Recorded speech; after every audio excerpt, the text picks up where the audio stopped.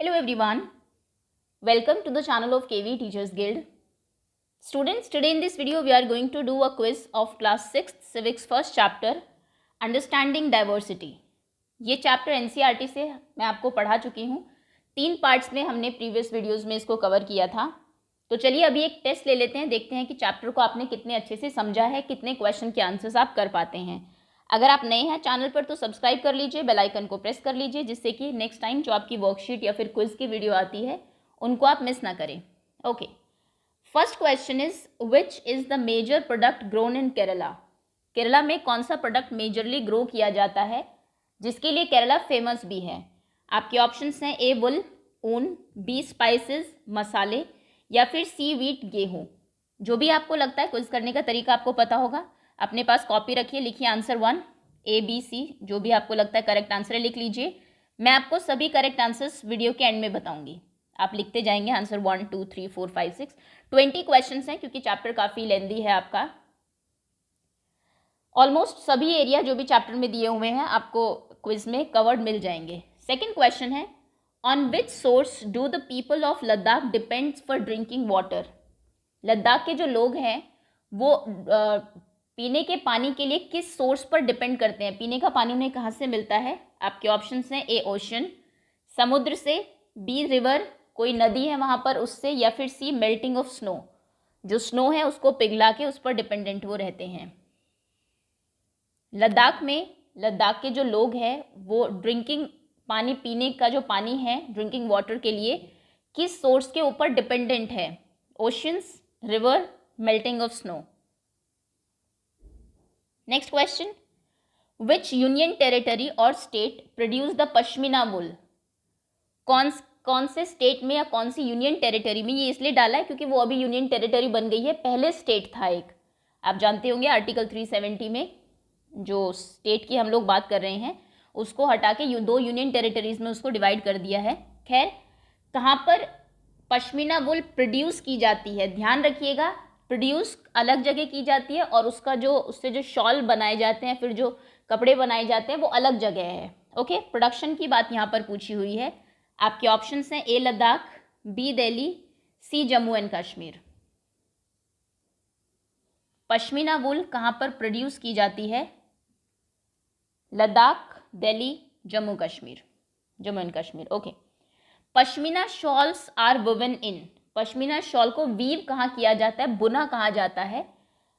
जहाँ पर प्रोड्यूस किया जाता है वहाँ पर इनको वीव नहीं किया जाता, वीविंग के लिए अलग जगह भेजा जाता है। तो वो कौन सी जगह है, आपके ऑप्शंस हैं ए Kashmir, B Ladakh, C Himachal Pradesh.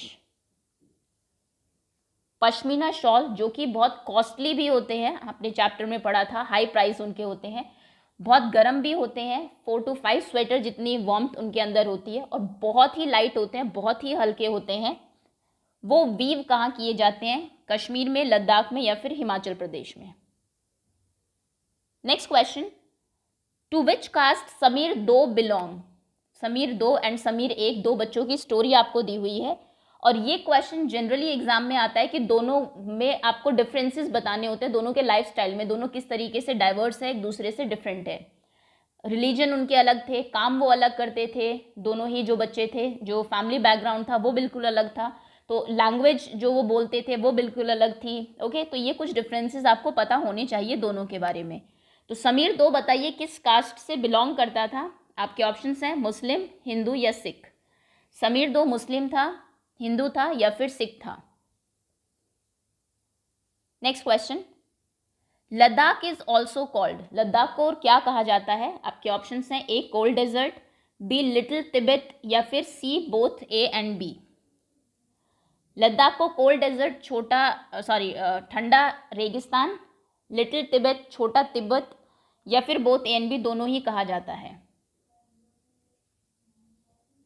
Okay, 7th question is which religion reach Tibet via Ladakh. Important question है। लद्दाख से होके, वो रिलीजन एक्चुअली इंडिया का था, लेकिन लद्दाख से होके वो तिब्बत में पहुंचा, और तिब्बत में बहुत फेमस है, वही एक रिलीजन फॉलो किया जाता है। तो बताइए वो कौन सा रिलीजन है, कौन सा धर्म है जो वाया लद्दाख तिब्बत गया था। आपके ऑप्शंस हैं Muslim, Buddhism, Sikhism. Muslim religion, Buddhism, बौद्ध धर्म या फिर सिख धर्म? वैसे इस्लाम होना चाहिए ये, इस्लाम या फिर बुद्धिज़्म या फिर Sikhism. Okay, next question, what does Sameer दो डू? समीर दो क्या करता था? आपके ऑप्शंस हैं, A goes to school, school जाता था, B sells the newspaper, newspaper बेचता था, या फिर C works at a tea stall, एक टी स्टॉल पे काम करता था। क्वेश्चन जो इस दोनों बच्चों में से ज़्यादातर पूछे जाते हैं वो समीर दो के बारे में पूछे जाते हैं, क्योंकि समीर दो के जो चीज़ें हैं उसके बारे में वो ज़्यादा दी हुई है। वो कहाँ पर रहता था, किस तरीके से उसकी फैमिली में प्रॉब्लम थी, कैसे वो फैमिली को सपोर्ट करता था। समीर एक के बारे में भी है, लेकिन जिसने कहानी लिखी है एक्चुअली समीर एक ने ही लिखी है, उसने अपने बारे में कम और समीर दो के बारे में ज़्यादा बताया है उसमें। तो समीर दो क्या काम करता था? स्कूल जाता था, न्यूज़पेपर सेल करता था, या फिर किसी टी स्टॉल पर, चाय की दुकान पर काम करता था। Next question, Onam festival is celebrated in? ये आपको दो स्टेट्स के बारे में चैप्टर में बताया हुआ है, और वहाँ पर ये क्वेश्चन है कि ओनम फेस्टिवल जो है वो कहाँ पर सेलिब्रेट किया जाता है। आपके ऑप्शन है, वैसे भी आपको पता होगा, जम्मू एंड कश्मीर, केरला या फिर तमिलनाडु। ओनम फेस्टिवल कहाँ पर सेलिब्रेट किया जाता है, और इस दिन एक रेस भी होती है स्पेशल, किसकी, वो भी आपको पता होना चाहिए, जम्मू एंड कश्मीर, केरला और Tamil Nadu. Okay, next question, who is credited with bringing Christianity to India? India में क्रिश्चियनिटी के आने का क्रेडिट किन को जाता है? इंपॉर्टेंट क्वेश्चन है ये। एक्चुअली केरला, जहाँ पे आपको केरला के बारे में दिया हुआ है वहाँ पर बताया हुआ है कि केरला में बहुत सारे अलग अलग रिलीजन्स हैं। लोग वहाँ पर इस्लाम को भी मानते हैं, क्रिश्चियनिटी को भी मानते हैं, हिंदू भी है, सिखिज़्म भी है ना, बुद्धिज़्म भी है। केरला में बहुत सारे रिलीजन है, और सबसे पहले क्रिश्चियनिटी जो है वो वहीं पर आई थी।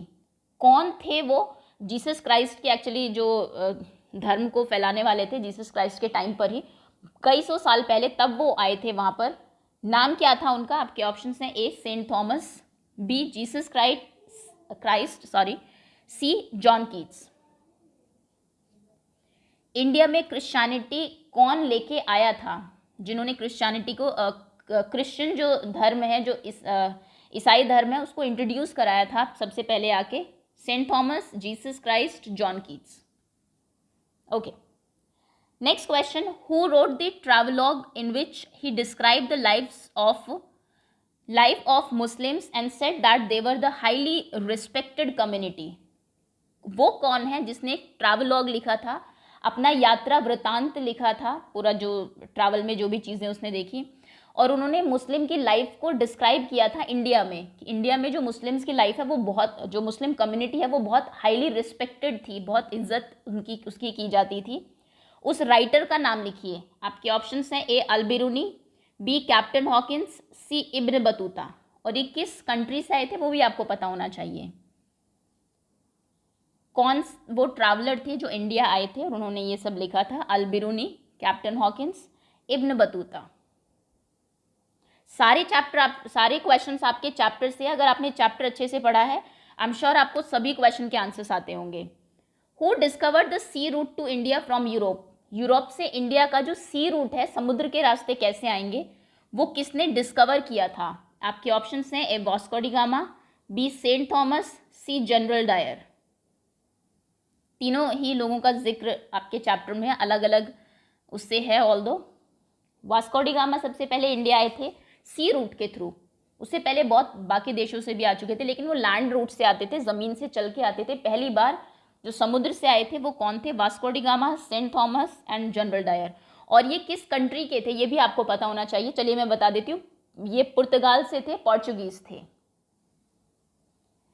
The utensils for frying fish is called, ये केरला की बात हो रही है। केरला में आप जानते हैं सी कोस्ट है, एक साइड पर समुद्र है, एक साइड पर हिल्स हैं, तो वहाँ पर जो राइस है और जो मसाले हैं, आपके स्पाइसेस बहुत ज़्यादा होते हैं। और क्योंकि एक साइड सी भी है तो लोग वहाँ से फिशिंग का काम भी करते हैं। अब फिश को फ्राई करने के लिए जो बर्तन है उसे क्या कहा जाता है?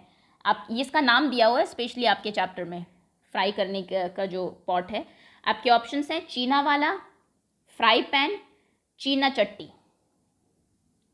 ये चीन जो शब्द है चाइना का, क्योंकि ये लाया हुआ होगा वहाँ पे, उससे इसका नाम ये पड़ा है। चैप्टर में एक्चुअली आपको बताया हुआ है कि किस तरीके से इंडिया में अलग अलग कंट्री से लोग आए, थोड़ा थोड़ा सभी का कंट्रीब्यूशन है यहाँ की अलग अलग रिलीजन होने में, डाइवर्सिटी होने में यहाँ पर। तो फ्राइंग पैन को क्या कहा जाता है केरला में? चीना वाला, चीन वाला मतलब फ्राई पैन, या फिर चीना चट्टी। Next question, Jallianwala Bagh is located in, Jallianwala Bagh जो है ये कहाँ पर है? आपके ऑप्शन हैं जयपुर राजस्थान में, अमृतसर पंजाब में, झांसी उत्तर प्रदेश में। ये तो बहुत इजी क्वेश्चन है, आप सब जानते होंगे। Next question, the discovery of India book was written by, जो डिस्कवरी ऑफ इंडिया बुक है ये किन्होंने लिखी है? ये भी इंपॉर्टेंट क्वेश्चन है आपका, वैसे इजी ही क्वेश्चन है। आपके ऑप्शन हैं महात्मा गांधी जी ने, जवाहरलाल नेहरू ने, सी भगत सिंह ने। डिस्कवरी ऑफ इंडिया बुक के राइटर कौन है? Mahatma Gandhi, Jawaharlal Nehru, Bhagat Singh. Okay, 16th question, India's national anthem is another expression of the, India का जो नेशनल एंथम है, जो राष्ट्रीय गान है जो आप गाते हैं, वो किसका एक एक्सप्रेशन है, किसका एक अच्छा उदाहरण है? आपके ऑप्शंस हैं यूनिटी इन इंडिया, इंडिया में कैसे यूनिटी है उसका एक अच्छा एक्सप्रेशन है, incredible India, independent India. Unity of India, India में जो एकता है उसका एक एक्सप्रेशन है, इनक्रेडिबल इंडिया अतुल्य भारत, इंडिपेंडेंट इंडिया स्वतंत्र भारत। किसने लिखा है ये तो आप सभी जानते होंगे। नेक्स्ट क्वेश्चन है, व्हाट इज डीजोस, डीजोस क्या है? आपके ऑप्शंस हैं a type of yak cow, एक टाइप की याक काउ है जो याक जैसी दिखती है लेकिन गाय है, दूध देती है। अ टाइप ऑफ डॉग, एक डॉग का टाइप है, ब्रीड है डॉग की, डीजोस। अ टाइप ऑफ गोट, एक गोट का टाइप है। व्हाट इज डीजोस, डीजोस दिया हुआ है ब्रैकेट में, ये आपको एनसीईआरटी में उसका मीनिंग भी दिया हुआ है। Next question, in which manner Kerala and Ladakh are different, किस तरीके से केरला और लद्दाख अलग है? आपके ऑप्शन हैं जोग्राफिकल फीचर्स की वजह से वो दोनों अलग है, जैसे वहाँ पर जोग्राफी है, जैसा वहाँ का एनवायरनमेंट है, जैसी वहाँ की लैंड है, जैसा मौसम वहाँ पर रहता है, इसलिए दोनों अलग है। हिस्टोरिकल फीचर्स की वजह से अलग है, जैसी वहाँ की हिस्ट्री रही है उसकी वजह से कुछ डिफरेंसेस है दोनों में, या फिर बोथ ए एंड बी, दोनों ही आंसर्स करेक्ट है। केरला और लद्दाख में भी कई बार एग्जाम में अगर थोड़ा 3 to 4 टाइप 2 to 3 मार्क का क्वेश्चन ये आ जाता है कि कुछ डिफरेंसेस लिखिए, तो एटलीस्ट 3-4 डिफरेंसेस आप प्रिपेयर ज़रूर कर लीजिए। जैसे कि आप जानते हैं केरला जो है उसकी लैंड बहुत फर्टाइल है, फर्टिलिटी बहुत ज़्यादा अच्छी है, लेकिन लद्दाख में लैंड पे आप कुछ उगा ही नहीं सकते क्योंकि बर्फ़ ढका रहता है, वहाँ पर बहुत ज़्यादा ठंड होती है। केरला का जो मौसम है वो बिल्कुल एवरेज रहता है क्योंकि सी साइड है, पास में ही समुद्र है, समुद्र के आसपास जो जगह है वहाँ पर गर्मी ज़्यादा होती है, ठंड नहीं होती है उतनी। ओके, नेक्स्ट आप लिख सकते हैं लोग क्या काम करते हैं। केरला में लोग स्पाइसेस उगाते हैं, राइस उगाते हैं। लद्दाख के जो लोग हैं वो मोस्टली जो गोट एंड शीप है उनको पालने का काम करते हैं। उसके बाद केरला के लोगों के फूड के बारे में आप लिख सकते हैं, क्या वो खाते हैं, मेनली राइस और ये सब, rice and spices and fish खाते हैं। लद्दाख में मीट और मिल्क ज़्यादा खाया जाता है क्योंकि कुछ उगता नहीं है इसीलिए। और थोड़ा रिलीजन कौन कौन से हैं कि लद्दाख में सिर्फ 2 ही है, मुस्लिम इस्लाम धर्म एंड बुद्धिज़्म। उसका क्या रीज़न है वो भी आपको पता होना चाहिए। केरला में बहुत सारे जो है रिलीजन्स आपको मिल जाएंगे क्योंकि केरला एक कोस्टल एक स्टेट है जो कि सी कोस्ट पे बसा हुआ है और बहुत सारे अलग अलग कंट्री से लोग वहाँ पर आए, सी रूट के थ्रू आके बस गए जिन्होंने कि अपना रिलीजन वहाँ पर फैला दिया। तो इसलिए बहुत सारे रिलीजन आपको केरला में, बहुत सारे धर्म आपको मिल जाएंगे। खैर आगे आते हैं। 19th क्वेश्चन इज जनगण मन was translated by dash from Bengali to English. जनगण मन बंगाली से इंग्लिश में किन्होंने ट्रांसलेट किया था? ये एक्चुअली 1919 में किया था। आपकी बुक में जहाँ पर चैप्टर स्टार्ट होता है, ये स्टार्टिंग से भी इनफैक्ट पहले राष्ट्रगान आपको बांग्ला में और इंग्लिश में दोनों में दिया हुआ है और उसके नीचे बहुत छोटे छोटे वर्ड्स में आपको ये बताया हुआ है कि ये किन्होंने ट्रांसलेट किया था। एनसीईआरटी को आप बहुत ध्यान से पढ़ा करें क्योंकि उसके एक भी लाइन से कोई भी क्वेश्चन बन जाता है, जो टीचर की नज़र में आ गया वो फिर वही आपको एग्जाम में दे देगा और आपको पता भी होना चाहिए, ये जनरल नॉलेज के लिए अच्छी चीज़ है। तो किन्होंने ट्रांसलेट किया था उसको बंगाली टू इंग्लिश? महात्मा गांधी, गुरुदेव रविंद्रनाथ टैगोर या फिर डॉक्टर भीमराव अंबेडकर? चलिए पता है तो बहुत अच्छी बात है, मतलब आपने बहुत अच्छे से एनसीईआरटी को पढ़ा है। Next question, which phrase is coined by JL Nehru, Jawaharlal Nehru, in his book discovery of India? Jawaharlal Nehru की जो बुक थी डिस्कवरी ऑफ इंडिया, उसमें उन्होंने एक फ्रेज़ दी थी, एक जो सेंटेंस है वो बताया था इंडिया के बारे में। वो क्या था? आपके ऑप्शन है डू और डाई, करो या मरो, ये उन्होंने कहा था उसमें डिस्कवरी ऑफ इंडिया बुक में। यूनिटी इन डाइवर्सिटी, अनेकता में एकता, या फिर वंदे मातरम। कौन सी फ्रेज़ उन्होंने अपनी बुक में कॉइन की थी? डू और die, unity in India, Vande Mataram. और ये जो बाकी दो फ्रेजेज हैं, एक तो जवाहरलाल नेहरू की है, बाकी जो दो है वो किन्होंने कही थी, ये भी आपको पता होना चाहिए। खैर, ये थे आपके 20 इंपॉर्टेंट क्वेश्चंस। अगर आपको इनमें से मोस्ट ऑफ द क्वेश्चन के आंसर्स नहीं पता है, मतलब चैप्टर आपका प्रिपेयर नहीं है, आप प्लीज़ इस चैप्टर की एनसीईआरटी एक्सप्लेनेशन की वीडियो ज़रूर देख लें। ज़्यादा टाइम नहीं लगेगा, आधे घंटे में सभी आपके कवर हो जाएगा और चैप्टर आई एम श्योर आपको अच्छे से समझ में आ जाएगा। चलिए, जहाँ पर आपने आंसर्स लिखे हैं ओपन कर लीजिए। Now I am going to tell you all the answers. Question number first का आंसर है B, second C, third A, fourth A, fifth A, sixth C, seventh B, eighth B, ninth B, 10th A. 11th question का answer है C, 12th A, 13th C, 14th B, 15th B, 16th A, 17th A, 18th C, 19th B and 20th B. Okay, out of 20 आपके कितने marks आए हैं comment section में लिख के बता दीजिए। होपफुली फुल मार्क्स आपके आए होंगे अगर आपने एनसीईआरटी अच्छे से पढ़ी है। जैसा कि मैंने कहा, एक एक क्वेश्चन एनसीईआरटी से, कोई भी क्वेश्चन आउट ऑफ एनसीईआरटी नहीं है और ना ही आपके एग्जाम में आउट ऑफ एनसीईआरटी क्वेश्चन आते हैं। प्रॉब्लम ये है 6th क्लास में अगर आप अभी से ये हैबिट बना लेंगे तो आगे तक रहेगी। आप सिर्फ एनसीईआरटी के लास्ट के क्वेश्चन प्रिपेयर करते हैं जो आपको दिए हुए हैं, और स्पेशली सिविक्स की अगर मैं बात करूँ, लास्ट के क्वेश्चंस जो हैं बिल्कुल भी इंपॉर्टेंट नहीं है, क्योंकि वो मोस्टली आपके थोड़े एक्सपीरियंस बेस्ड क्वेश्चन होते हैं, जैसे आपके 5th तक ईवीएस में रहते थे। इसमें क्वेश्चंस आपको चैप्टर के बीच से पूछे जाएंगे। जितने अच्छे से आपने चैप्टर को पढ़ा है उतने ही अच्छे से आप एग्जाम में आंसर्स कर पाएंगे। So that's all students, thank you so much for watching and that's all. Wait for other videos to come.